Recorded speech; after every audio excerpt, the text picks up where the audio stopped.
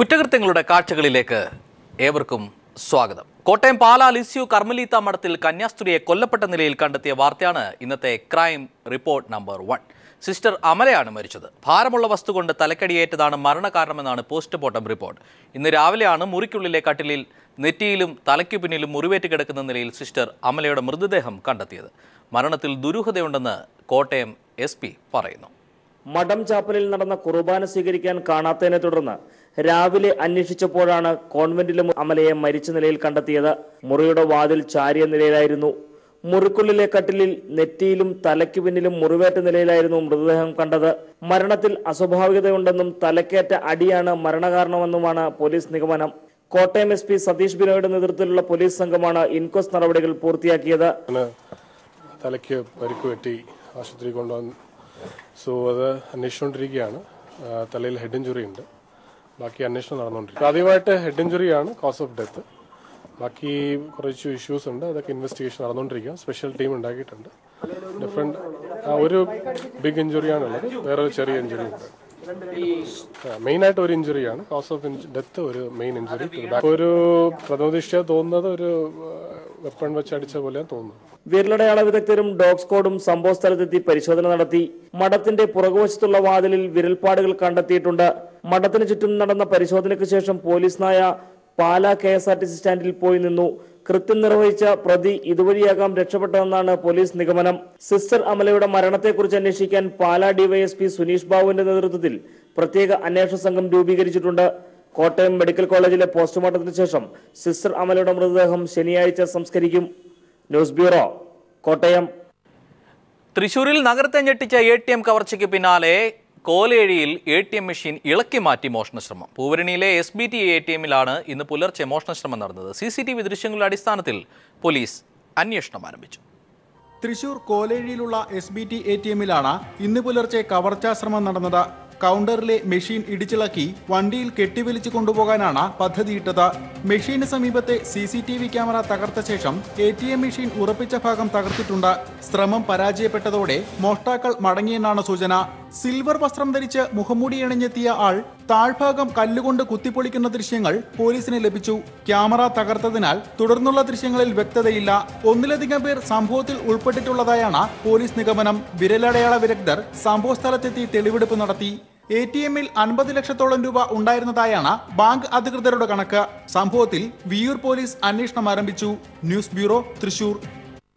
ഇതിനിടെ തൃശൂർ വെളിയന്നൂരിലെ ATM മോഷണ കേസിൽ ഒരാൾ കൂടി പിടിയിലായി. കേസിലെ 3ാം പ്രതിയായ ശരത്തിനെയാണ് ഇരിങ്ങാലക്കുടയിൽ നിന്ന് അന്വേഷണ സംഘം കസ്റ്റഡിയിലെടുത്തത്. ഇതോടെ കവർച്ചയുമായി ബന്ധപ്പെട്ട് അറസ്റ്റിലാകുന്നവരുടെ എണ്ണം 8ആയി. മോഷണശേഷം ഒളിവിൽ പോയ 3ാം പ്രതി ശരത്തിനായി പോലീസ് അന്വേഷണം ഊർജിതമാക്കിയിരുന്നു. ഇയാൾ ചേർപ്പ് ഭാഗത്ത് എത്തിയതായുള്ള രഹസ്യ വിവരത്തെ തുടർന്ന് അന്വേഷണ സംഘം നടത്തിയ തെരച്ചിലിലാണ് ഇരിങ്ങാലക്കുടയിൽ നിന്ന് ശരത്തിനെ പിടികൂടിയത്.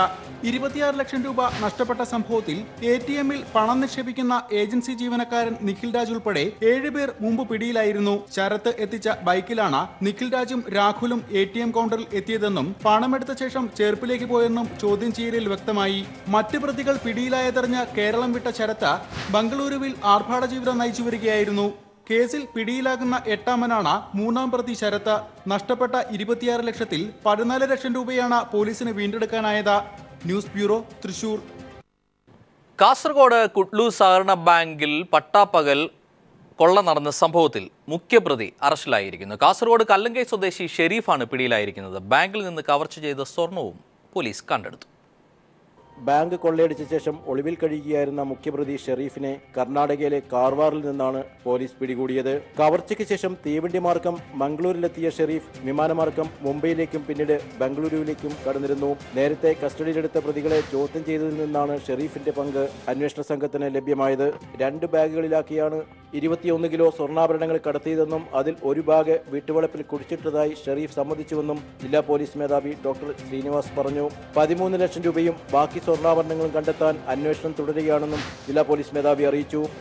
സാങ്കേതികമായ അടിസ്ഥാനത്തിലും സൈബർ സെല്ലിന്റെ വിവര അടിസ്ഥാനത്തിലും പിന്നെ സാമ്പ്രദായിക അന്വേഷണ അടിസ്ഥാനത്തിലും കുറേ ആൾക്കാർ സംശയിക്കാൻ ഒരു ലിസ്റ്റ് ഉണ്ടാക്കി സംശയമുള്ള ആൾക്കാരിനെ ചോദ്യം ചെയ്യാൻ തുടങ്ങി. ആസൂത്രണം ഉൾപ്പെടെ എക്സിക്യൂഷൻ ഉൾപ്പെടെ ഒരു ഭൂരിപക്ഷ എമൗണ്ട് കിട്ടിയ ഒരു പ്രതിയാണ് ഞങ്ങൾ കിട്ടിയിരിക്കുക ഷെരീഫ്. ഇന്ന് രാവിലെ അതിൻ്റെ വീട്ടിൻ്റെ വെളുപ്പിൽ തന്നെ ഇതിനെ റിക്കവറി ചെയ്തിട്ടുണ്ട്. പ്രതികളിൽ ചിലരെ ഇനിയും കണ്ടെത്താനുണ്ട്.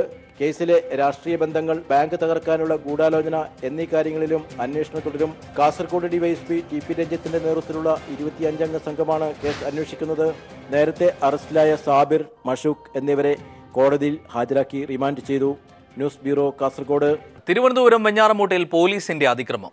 പ്രതിയെ തേടിയെത്തിയ പോലീസ് നിരവധി വീടുകളിൽ അതിക്രമിച്ചു കയറുകയും വീട്ടുപകരണങ്ങൾ തല്ലി തകർക്കുകയും ചെയ്തു. സ്ത്രീകൾ ഉൾപ്പെടെയുള്ളവരെ പോലീസ് അസഭ്യം പറഞ്ഞതോടെ നാട്ടുകാരും പോലീസിനെതിരെ സംഘടിച്ചു. തിരുവനന്തപുരം വെഞ്ഞാറമൂട്ടിൽ നിരവധി വീടുകൾ അടിച്ചു തകർത്ത് പോലീസിന്റെ അഴിഞ്ഞാട്ടം. പ്രവാസി സംഘം ജില്ലാ സെക്രട്ടറി സജീവന്റെ വീട് അർദ്ധരാത്രി പോലീസ് അതിക്രമിച്ചു കയറി ജനൽ ചില്ലുകൾ അടിച്ചു തകർക്കുകയും വാതിൽ ചവിട്ടിപ്പൊളിക്കുകയും ചെയ്തു. പോലീസ് അതിക്രമത്തിൽ രോഷാകുലരായ നാട്ടുകാർ വെഞ്ഞാറമൂട് കഴക്കൂട്ടം ബൈപ്പാസ് മണിക്കൂറുകളോളം ഉപരോധിച്ചു. സംഭവത്തിൽ പ്രതിഷേധിച്ച് വെഞ്ഞാറമൂട് തൈക്കാട് മേഖലയിൽ നാട്ടുകാർ ഇന്ന് ഹർത്താലും ആചരിച്ചു. ഗതാഗത നിയമം ലംഘിച്ചതിന്റെ പേരിൽ യുവാവിനെ കസ്റ്റഡിയിലെടുത്ത് മർദ്ദിച്ചതാണ് പ്രശ്നങ്ങൾക്ക് തുടക്കം. അകാരണമായി യുവാവിനെ കസ്റ്റഡിയിലെടുത്തുവെന്നാരോപിച്ച് നാട്ടുകാർ പോലീസ് ജീപ്പ് തടഞ്ഞുവയ്ക്കുകയും പോലീസുമായി വാക്കേറ്റമുണ്ടാവുകയും ചെയ്തു. ഇതിനിടയിൽ മദ്യപിച്ചതിന്റെ പേരിൽ പോലീസ് അറസ്റ്റ് ചെയ്ത ചിലർ ജീപ്പിൽ നിന്നും ഓടി രക്ഷപ്പെട്ടു.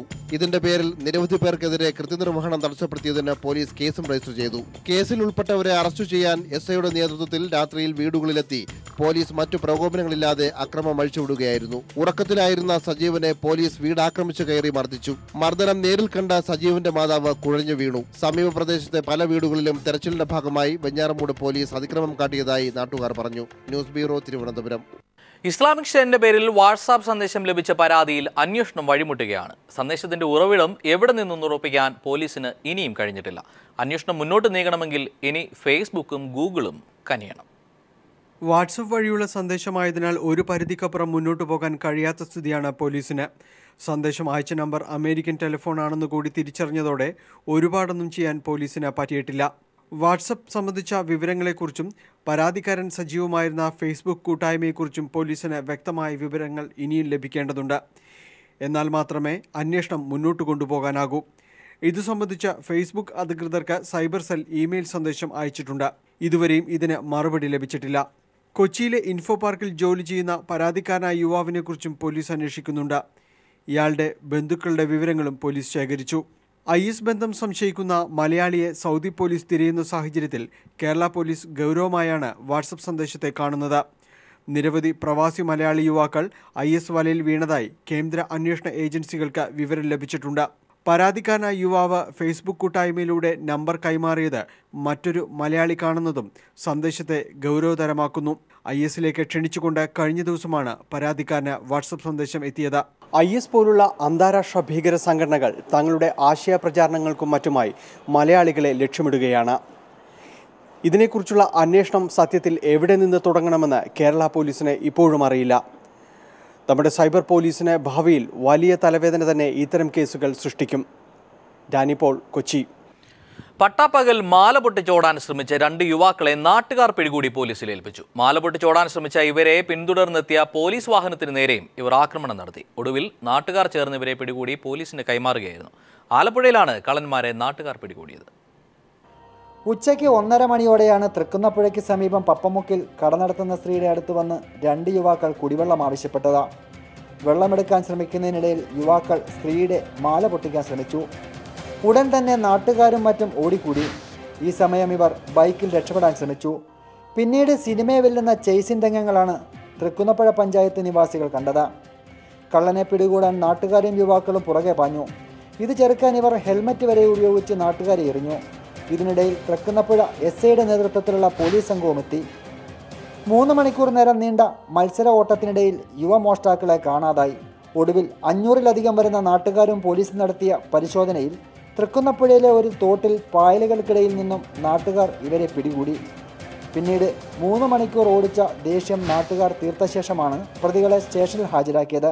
ഏകദേശം ഒരു 10-40-ലധികം ബൈക്കുകളിൽ ചെറുപ്പക്കാരും നമ്മുടെ പോലീസ് സ്റ്റേഷനിലെ മുഴുവൻ പോലീസും ജീപ്പിൽ ഞാനുൾപ്പെടെ ഉള്ള പോലീസ് സംഘവും 1.5-2 മണിക്കൂറോളം നടത്തിയ ചേസിങ്ങിലൊടുവിലാണ് ഇവർ കുമാരകോടിക്ക് അടുത്തുള്ള ഒരു സ്ഥലത്ത് വെച്ചിട്ട് ബൈക്ക് ഉപേക്ഷിച്ചിട്ട് ഓടിപ്പോയത്.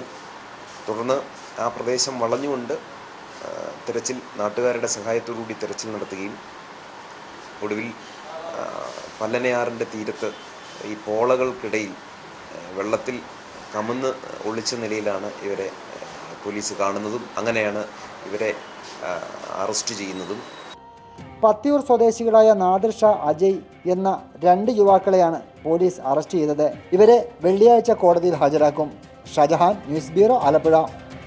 കണ്ണൂർ വെണ്ടുട്ടായിലെ RSS കൊട്ടേഷൻ സംഘത്തിന്റെ പണമിടപാടിനെ കുറിച്ച് അന്വേഷണം. സംഘം നടത്തിയത് 1 കോടി രൂപയുടെ ഇടപാട്. ബാങ്കിലെത്തിയ 1 കോടി രൂപയുടെ ഉറവിടവും ഉപയോഗവും അന്വേഷിക്കും. കൂത്തുപറമ്പ് CIക്കാണ് അന്വേഷണത്തിന്റെ ചുമതല. കണ്ണൂർ പറശ്ശിനിക്കടവിൽ നടത്തുന്ന ജിംസ് അഗ്രോ പ്രോസസിംഗ് പ്ലാന്റിന്റെ 3 യൂണിറ്റുകൾക്കായി കോൾഡ് സ്റ്റോറേജ് സ്ഥാപിക്കാൻ ആവശ്യമായ ലേബർ ചാർജിനെ സംബന്ധിച്ച് കൊട്ടേഷൻ നൽകാൻ ആവശ്യപ്പെട്ടാണ് മമ്പറം UK ഹൗസിലെ ഭാസ്കരൻ എന്ന കരാറുകാരനെ RSS വെണ്ടുട്ടായി കൊട്ടേഷൻ സംഘത്തിലെ പ്രാംജിത്തിന്റെ നേതൃത്വത്തിലുള്ള സംഘം സമീപിച്ചത്. 25/7/2015 സംഭവം. പ്രാംജിത്തിനൊപ്പം കേളാലൂർ സ്വദേശി മധുസൂദനൻ, മമ്പറം സ്വദേശി സുധീർ ബാബു എന്നിവരുമുണ്ടായിരുന്നു. കൊട്ടേഷൻ തയ്യാറാക്കിയ പ്രകാരം 1 കോടി 10 ലക്ഷം രൂപയ്ക്കുള്ള 13 ഡിമാൻഡ് ഡ്രാഫ്റ്റുകൾ സംഘം ഭാസ്കരനെ ഏൽപ്പിച്ചു. ഡ്രാഫ്റ്റുകൾ കോഓപ്പറേറ്റീവ് ബാങ്കിന്റെ മമ്പറം ശാഖയിൽ നിക്ഷേപിക്കുകയും 31-ാം തീയതി തുക അക്കൗണ്ടിൽ പണമായി വരികയും ചെയ്തു. അന്നു തന്നെ സംഘം ഭാസ്കരനെ സമീപിച്ച് ഇൻകം ടാക്സിന്റെ പേരിൽ 10 ലക്ഷം രൂപ അക്കൗണ്ടിൽ നിലനിർത്തണമെന്ന ഭാസ്കരന്റെ ആവശ്യം സംഘം അംഗീകരിച്ചു കൊടുക്കുകയും 1 കോടി രൂപ വാങ്ങുകയും ചെയ്തു. പിന്നീട് 10 ലക്ഷം രൂപയ്ക്കായി ഭാസ്കരനും കുടുംബത്തിനും നേരെ വധഭീഷണി മുഴക്കിയെന്നാണ് ഭാസ്കരൻ ജില്ലാ പോലീസ് മേധാവിക്ക് നൽകിയ പരാതി. അതേസമയം കേസ് ഒത്തുതീർപ്പാക്കാൻ BJP നേതാവായ മാനന്തേരിയിലെ മോഹനും അഭിഭാഷകനും ഇടപെട്ടതും ദുരൂഹത ഉളവാക്കുകയാണ്. ഒട്ടേറെ ദുരൂഹതകൾ ഇതിൻ്റെ ഭാഗമായിട്ടുണ്ട്. വെണ്ടട്ടായി കൊട്ടേഷൻ സംഘം നടത്തിയിട്ടുള്ള സാമൂഹ്യ വിരുദ്ധ പ്രവർത്തനങ്ങളുടെ ഫലമായിട്ട് ഒട്ടനവധി പ്രയാസങ്ങൾ സമൂഹത്തിലെ പലരും അഭിമുഖീകരിക്കുന്നുണ്ട്. ഇപ്പോൾ ഒരു ദിവസം പത്രം റിപ്പോർട്ട് ചെയ്തത് ഈ തീക്കുണ്ടത്തിൻ്റെ നടുവിൽ ആളെ നിർത്തിയിട്ട് പണം പിടുങ്ങുന്ന സംഘമാണ് കൊട്ടേഷൻ സംഘം എന്നതാണ്. ആ കൊട്ടേഷൻ സംഘത്തിൻ്റെ ഭാഗമായിട്ട് നിൽക്കുന്നവരെല്ലാം തന്നെ RSSൻ്റെ ക്രിമിനലുകളാണ്. നിരവധി അക്രമ സംഭവങ്ങളിൽ, ബോംബാക്രമ കേസുകളിൽ പ്രതികളാണ് കൊട്ടേഷൻ സംഘം. അപ്പോൾ ഒരു നാടിൻ്റെ സമാധാനം തന്നെ തകർക്കുന്ന ശക്തിക്കെതിരായിട്ട് നാടാകെ ചിന്തിക്കുന്ന ഒരവസ്ഥയാണ് ഇപ്പോൾ ഉണ്ടായിട്ടുള്ളത്. അപ്പോൾ അതുകൊണ്ട് ഈ കൊട്ടേഷൻ സംഘം 1 കോടിയിലധികം ഉറുപ്പിക ഇടപാട് നടത്തുന്നതിന് ഇടയായ സാഹചര്യം എന്താണ്? ഇതെല്ലാം തന്നെ പോലീസ് അന്വേഷിക്കണം. ബ്ലേഡ് മാഫിയക്കെതിരായിട്ട് ഞങ്ങൾ നടപടിയെടുക്കുന്നുണ്ടെന്നാണ് പോലീസ് പറയുന്നത്. പക്ഷേ ഇത്തരത്തിലുള്ള വമ്പിച്ച സാമ്പത്തിക ഇടപാടിന് പിന്നിലുള്ള ദുരൂഹത വെളിച്ചത്ത് കൊണ്ടുവരണം എന്നതാണ് CPIM ആവശ്യപ്പെടുന്നത്. പണത്തിന്റെ ഉറവിടവും ഉപയോഗവും സംബന്ധിച്ച് പോലീസ് അന്വേഷണം ആരംഭിച്ചു കഴിഞ്ഞു. ജില്ലാ പോലീസ് മേധാവി കൂത്തുപറമ്പ് CIക്ക് അന്വേഷണ ചുമതല നൽകിയിരിക്കുകയാണ്. നിരവധി ക്രിമിനൽ കേസുകളിൽ പ്രതിയും കുപ്രസിദ്ധ കൊട്ടേഷൻ സംഘത്തിലെ അംഗവുമായ പ്രാംജിത്തിന്റെ പങ്കാളിത്തവും പണ ഉപയോഗവും പുറത്തുവരുന്നതോടെ കണ്ണൂരിലെ BJP RSS നേതൃത്വം പ്രതിസന്ധിക്ക് പുതിയ ഉത്തരങ്ങൾ തേടേണ്ടി വരുമെന്നാണ് സൂചന. PV Joshila, news bureau, Kannur. 1945 വിമാനാപകടത്തിൽ സുഭാഷ് ചന്ദ്രബോസ് മരിച്ചിരുന്നോ എന്നറിയാൻ ഇനി മണിക്കൂറുകൾ മാത്രം. നേതാജിയെക്കുറിച്ചുള്ള എല്ലാ രേഖകളും നാളെ പശ്ചിമ ബംഗാൾ സർക്കാർ പരസ്യപ്പെടുത്തും. രേഖകളുടെ ഡിജിറ്റലൈസേഷൻ നടപടികൾ കൊൽക്കത്ത സെക്രട്ടേറിയറ്റിൽ പുരോഗമിക്കുകയാണ്. രാജ്യം കാത്തിരുന്ന ഏറ്റവും ദുരൂഹമായ ചോദ്യത്തിനുള്ള ഉത്തരം പശ്ചിമ ബംഗാളിൽ നിന്നും ലഭിക്കുമെന്ന സൂചനകളാണ് പുറത്തുവരുന്നത്. സ്വാതന്ത്ര്യ പോരാട്ടത്തിനിടെ തായ്വാനിലെ വിമാനാപകടത്തിൽ നേതാജി സുഭാഷ് ചന്ദ്രബോസ് കൊല്ലപ്പെട്ടു എന്ന കണ്ടെത്തൽ ശരിയാണോ എന്ന് ഇനി ജനങ്ങൾക്ക് നേരിട്ട് പരിശോധിക്കാം. നേതാജിയുടെ മരണത്തെക്കുറിച്ച് ബ്രിട്ടീഷ് US രഹസ്യാന്വേഷണ ഏജൻസികൾ ശേഖരിച്ച വിവരങ്ങൾ പശ്ചിമ ബംഗാൾ സർക്കാർ നാളെ പുറത്തുവിടും. നേതാജി കൊല്ലപ്പെട്ടു എന്ന് കരുതുന്ന 1945 വിവരങ്ങളും ഇന്ത്യ സ്വാതന്ത്ര്യം നേടിയ 1947, 48, 49 കൊല്ലങ്ങളിലെ അന്വേഷണ റിപ്പോർട്ടുകളുമാണ് പുറത്തുവിടുന്നത്. ഇതിന്റെ രേഖകൾ ഡിജിറ്റലൈസേഷൻ ചെയ്യുന്ന നടപടികൾ പശ്ചിമ ബംഗാൾ സെക്രട്ടേറിയറ്റായ റൈറ്റേഴ്സ് ബിൽഡിംഗിൽ പുരോഗമിക്കുന്നു. 1948 മുതൽ 49 വരെ അമേരിക്ക, ബ്രിട്ടീഷ് രഹസ്യാന്വേഷണ ഏജൻസികൾ കരുതിയിരുന്നത് നേതാജി സുഭാഷ് ചന്ദ്രബോസ് ജീവിച്ചിരിക്കുന്നു എന്ന് തന്നെയാണ്. ഇതിന്റെ തെളിവുകൾ പശ്ചിമ ബംഗാൾ സർക്കാർ നാളെ പുറത്തുവിടുന്ന രേഖകളിലുണ്ടാകും. ചൈനയിലേക്കോ റഷ്യയിലേക്കോ നേതാജി കടന്നിരിക്കാമെന്നും വർഷങ്ങൾക്ക് ശേഷം വിപ്ലവകാരിയായി ഇന്ത്യയിൽ തിരിച്ചെത്താൻ പദ്ധതിയിട്ടിരുന്നതുമായുള്ള വിവരങ്ങൾ നേരത്തെ ബ്രിട്ടീഷ് രഹസ്യാന്വേഷണ ഏജൻസികൾ പുറത്തുവിട്ടിരുന്നു. സുഭാഷ് ചന്ദ്രബോസിന്റെ മരണത്തെക്കുറിച്ച് വിവരാവകാശ നിയമപ്രകാരമുള്ള ചോദ്യങ്ങൾക്ക് പോലും കേന്ദ്ര സർക്കാർ ഇതുവരെ പ്രതികരിച്ചിരുന്നില്ല. Santhosh സർലിംഗ്, news bureau, Delhi. തിരുവനന്തപുരത്തെ സ്വകാര്യ ഹോമിയോ മെഡിക്കൽ കോളേജിലെ വനിതാ ഹോസ്റ്റലിൽ സുരക്ഷാ വീഴ്ചയെന്ന് പരാതി. ശ്രീ വിദ്യാധിരാജ കോളേജിലെ വിദ്യാർത്ഥിനികളാണ് പരാതിയുമായി രംഗത്തെത്തിയിരിക്കുന്നത്. പലതവണ പരാതിപ്പെട്ടിട്ടും സുരക്ഷ ഒരുക്കാൻ കോളേജ് അധികൃതർ തയ്യാറാവാഞ്ഞതിനെ തുടർന്ന് വിദ്യാർത്ഥിനികൾ ഹോസ്റ്റൽ ഉപേക്ഷിച്ചു. തിരുവനന്തപുരം നേമത്തെ ശ്രീവിദ്യാധിരാജ ഹോമിയോ മെഡിക്കൽ കോളേജിലെ വനിതാ ഹോസ്റ്റലിൽ നേരത്തെ പലതവണ സാമൂഹ്യവിരുദ്ധരും മോഷ്ടാക്കളും അതിക്രമിച്ച് കടന്നിരുന്നു. തുടർന്ന് ഹോസ്റ്റലിൽ സുരക്ഷ ശക്തമാക്കാൻ കോളേജ് അധികൃതരോട് പലതവണ ആവശ്യപ്പെട്ടിട്ടും കാര്യമായ നടപടികളൊന്നും ഉണ്ടായില്ലെന്ന് വിദ്യാർത്ഥിനികൾ പറയുന്നു. ഞങ്ങൾ ഓരോ പ്രാവശ്യം കംപ്ലൈന്റ് ചെയ്തു, പ്രിൻസിപ്പളോട് കംപ്ലൈന്റ് ചെയ്തു, ഇവിടെ സമരം ചെയ്തു. പക്ഷെ ഞങ്ങൾക്ക് ഇതുവരെ അവിടെ ഒരു സുരക്ഷിതത്വം ഏർപ്പെടുത്തിയിട്ടില്ല. ചുറ്റുമതിൽ പോലും വളരെ ഒരു LKG കുട്ടികൾക്ക് ചാടി കിടക്കാൻ പറ്റുന്ന രീതിയിലുള്ള ഒരു മതിലാണ് അവിടെ ഉണ്ടാക്കിയിരിക്കുന്നത്. ഇത് 4ാമത്തെ തവണയാണ് ഹോസ്റ്റലിൽ ഇങ്ങനെ ഒരു ഇഷ്യൂ ഉണ്ടാകുന്നത്. നാല് തവണയും മാനേജ്മെന്റ് കൈമലർത്തേണ്ടത്. വാർഡനോട് ചോദിച്ചാൽ പറയും, പ്രിൻസിപ്പലിനോട് ചോദിക്കും, പ്രിൻസിപ്പലിനോട് ചോദിച്ചാൽ പറയും, മാനേജ്മെന്റിനോട് ചോദിക്കും. 54 പേരാണ് വനിതാ ഹോസ്റ്റലിൽ താമസിക്കുന്നത്. സുരക്ഷിതമല്ലാത്ത ഹോസ്റ്റലിൽ താമസിക്കാനുള്ള ഭയത്താൽ ഏറെ പേരും വീട്ടിലേക്ക് മടങ്ങി. മറ്റുള്ളവർ സമീപത്തെ സഹപാഠികളുടെ വീടുകളാണ് ആശ്രയിക്കുന്നത്. കഴിഞ്ഞ ദിവസം വിദ്യാർത്ഥികൾ പ്രതിഷേധിച്ചതിനെ തുടർന്ന് വരുന്ന 26-നകം ഹോസ്റ്റൽ സുരക്ഷിതമാക്കാമെന്ന് കോളേജ് അധികൃതർ അറിയിക്കുന്നു. അതേസമയം ഹോസ്റ്റൽ ഉടൻ താമസയോഗ്യമാക്കിയില്ലെങ്കിൽ ശക്തമായ പ്രതിഷേധവുമായി രംഗത്തിറങ്ങുമെന്ന് SFI ജില്ലാ സെക്രട്ടറി പ്രധിൻ വ്യക്തമാക്കി. News bureau, Thiruvananthapuram. വയനാട്ടിൽ ആദിവാസി സ്ത്രീയെ സംസ്കരിക്കാനിടമില്ല. ഒടുവിൽ മൃതദേഹം വീടിനോട് ചേർന്ന കിണറിനരികിൽ സംസ്കരിച്ചു. വയനാട്ടിൽ നിന്ന് അനൂപ് നൽകുന്നു ആ റിപ്പോർട്ട്. ഇന്നലെ രാത്രിയാണ് വാർദ്ധക്യ സഹജമായ അസുഖത്തെ തുടർന്ന് മാണി മരിച്ചത്. അടുത്തുള്ള സ്വകാര്യ എസ്റ്റേറ്റിനോട് ചേർന്ന് സംസ്കരിക്കാൻ ശ്രമിച്ചെങ്കിലും നടന്നില്ല. തുടർന്നാണ് വീടിനോട് ചേർന്ന കിണറിന് സമീപത്തായി കുഴിയെടുത്ത് മൃതദേഹം സംസ്കരിച്ചത്. മരിപ്പ് വെക്കാനുള്ള സ്ഥലമില്ല ഒന്നാമത്തെ. അതിന് കഴിഞ്ഞ 3 വർഷമായി ഞങ്ങൾ ഏട്ടൻ മരിച്ചിട്ടാണ് ഞങ്ങൾ ഇവിടെയാണ് മറവ് ചെയ്യാൻ വേണ്ടി ഒരുങ്ങിയത്. അന്ന് പഞ്ചായത്തിൽ നിന്ന് പ്രസിഡന്റും വൈസ് പ്രസിഡന്റും മെമ്പറും പോലീസും എല്ലാവരും വന്നിട്ട് ഞങ്ങളോട് പറഞ്ഞ് പിന്നെ വേഗം തന്നെ നിങ്ങൾക്ക് പിന്നെ മരിപ്പ് വെക്കാനുള്ള മശാനം ഉണ്ടാക്കി തരാമെന്നാണ് ഞങ്ങളോട് പറഞ്ഞത് ഏട്ടൻ മരിച്ചതെന്ന്. പക്ഷെ ഇത്രയും വർഷമായിട്ടും ഞങ്ങൾക്കത് കിട്ടിയിട്ടില്ല. അങ്ങനെയാണ് ഞങ്ങൾ കുടിവെള്ളത്തിൻ്റെ ഇടയിൽ ഇന്നിത് വെക്കേണ്ടി വന്ന്. 4 വർഷം മുൻപ് കോളനിയിൽ മരണമുണ്ടായപ്പോൾ മൃതദേഹവുമായി കോളനിവാസികൾ സമരം നടത്തിയിരുന്നു. തുടർന്ന് സ്ഥലത്തെത്തിയ പഞ്ചായത്ത് അധികൃതർ താൽക്കാലികമായി മറ്റൊരു സ്ഥലം കണ്ടെത്തി സംസ്കാരം നടത്തി. 1 വർഷത്തിനുള്ളിൽ ശ്മശാനം സജ്ജീകരിക്കുമെന്ന് ഉറപ്പു നൽകിയതാണ്. എന്നാൽ ഇതുവരെ നടപടിയുണ്ടായിട്ടില്ല. 4 വർഷം മുന്നേ ഇതേ കോളനിയിൽ തന്നെ ഒരാൾ മരിച്ചിട്ട് റോഡുമേലാണ് കുഴിയെടുത്തത്. അന്ന് പഞ്ചായത്ത് പ്രസിഡന്റും പഞ്ചായത്ത് സെക്രട്ടറി അടക്കം 1 വർഷത്തിനുള്ളിൽ ഇത് പണിയത് പിന്നെ ശ്മശാനം വാങ്ങിക്കൊടുക്കാമെന്ന് പറഞ്ഞു. അപ്പോൾ വയനാട്ടിൽ ഇപ്പം നമ്മൾ കേൾക്കുമ്പോൾ കോടാനും കോടി രൂപ ആദിവാസി മേഖലയിൽ ചെലവഴിക്കുന്നതെന്ന് പറയുന്നത് വയനാട്ടിൽ തന്നെ 2 പട്ടികവർഗ MLAയും മന്ത്രിയുള്ള നാട്ടിലാണ് ഇതേ അവസ്ഥ. 8 കുടുംബങ്ങളാണ് കോളനിയിലുള്ളത്. 3 സെന്റിൽ ഒരു വീട് എന്ന അവസ്ഥയാണ് ഇവിടെ. ഇതിനിടയിലാണ് മൃതദേഹം സംസ്കരിച്ചിട്ടുള്ളത്. News bureau, Wayanad. ബീഫ് നിരോധനത്തിന് ശ്രമിച്ച മഹാരാഷ്ട്ര സർക്കാരിന് സുപ്രീം കോടതിയുടെ രൂക്ഷ വിമർശനം. ബീഫ് നിരോധനം ജനങ്ങളുടെ വായിലേക്ക് കുത്തിയിറക്കേണ്ടെന്ന് സുപ്രീം കോടതി വ്യക്തമാക്കി. ബീഫ് നിരോധനം റദ്ദാക്കിയ ബോംബെ ഹൈക്കോടതി വിധിക്കെതിരായ ഹർജി സുപ്രീം കോടതി പരിഗണിച്ചില്ല. ദില്ലി ബ്യൂറോയുടെ റിപ്പോർട്ടുമായി ഇന്നത്തെ ക്രൈംബ്രാഞ്ച് പൂർണ്ണമാവുകയാണ്. നമസ്കാരം.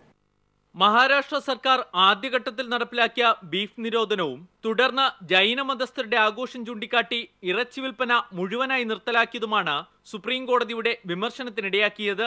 ആരെയും നിർബന്ധിച്ച് ഇറച്ചി വിൽപ്പന നിരോധനം ഏർപ്പെടുത്താനാകില്ലെന്ന് സുപ്രീം കോടതി ചൂണ്ടിക്കാട്ടി. മാംസവിൽപ്പന നിരോധനത്തെ എതിർക്കുന്നവരുടെ ആവശ്യങ്ങളും അനുഭാവപൂർവ്വം പരിഗണിക്കണം. ഇറച്ചി വാങ്ങി വീട്ടിൽ കൊണ്ടുപോയി പാകം ചെയ്ത് ഭക്ഷിക്കുന്നതിനെ എതിർക്കുന്നത് എന്തിനെന്നും സുപ്രീം കോടതി ചോദിച്ചു. ഇറച്ചി വിൽപ്പന നിരോധനം ഏർപ്പെടുത്തിയ സർക്കാർ ഉത്തരവ് റദ്ദാക്കിയ ഹൈക്കോടതി വിധി തടയണമെന്നാവശ്യപ്പെട്ട് ഒരു ജൈന സംഘടന സമർപ്പിച്ച ഹർജി തള്ളിക്കൊണ്ടാണ് സുപ്രീം കോടതി വിമർശനം നടത്തിയത്. മതാഘോഷം നടക്കുന്ന ദിവസങ്ങളിൽ ഇറച്ചി നിരോധനം നടപ്പിലാക്കേണ്ടതുണ്ടോ എന്ന് 6 മാസത്തിനകം തീരുമാനിക്കാൻ സുപ്രീം കോടതി മഹാരാഷ്ട്ര ഹൈക്കോടതിയോട് ആവശ്യപ്പെട്ടു. ജൈനമതത്തിന്റെ വ്രതാനുഷ്ഠാനമായ പര്യൂഷാനുമായി ബന്ധപ്പെട്ട് മഹാരാഷ്ട്ര സർക്കാർ 4 ദിവസത്തേക്ക് ഇറച്ചി വിൽപ്പന നിരോധിച്ചിരുന്നു. News bureau, Delhi.